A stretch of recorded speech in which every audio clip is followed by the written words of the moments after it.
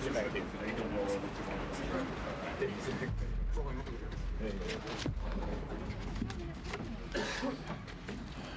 Good afternoon.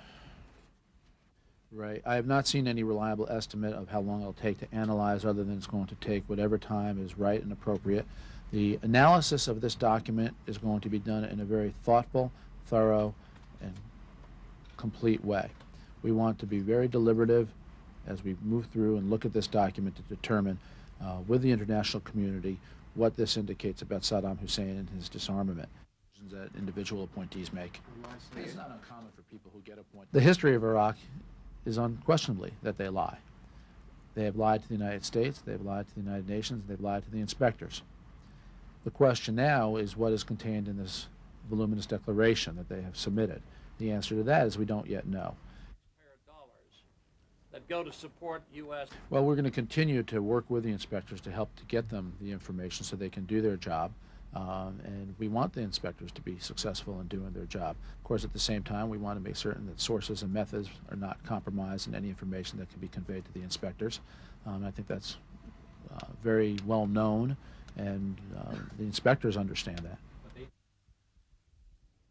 Congressman Dennis Kucinich, I'm joined here by our ranking member on Judiciary, Congressman John Kahn, that in hundreds of cities across this nation, there is a growing movement of American citizens who are demanding a peaceful resolution to the crisis in Iraq, who insist that the administration ought not escalate the bombing in Iraq, who insist that the administration ought not go forward with an invasion of Iraq.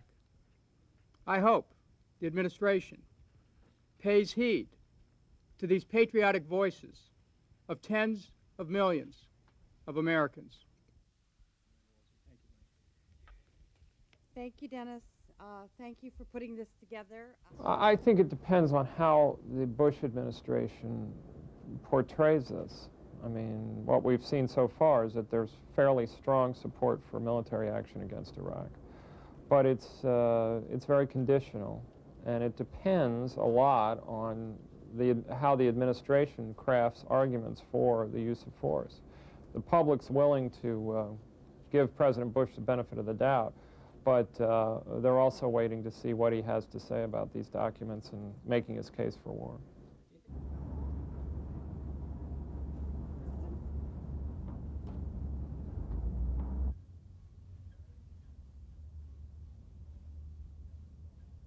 It's obvious that they have had a history of deceit, and for them to all of a sudden turn over a new leaf under the influence of the UN overnight would be a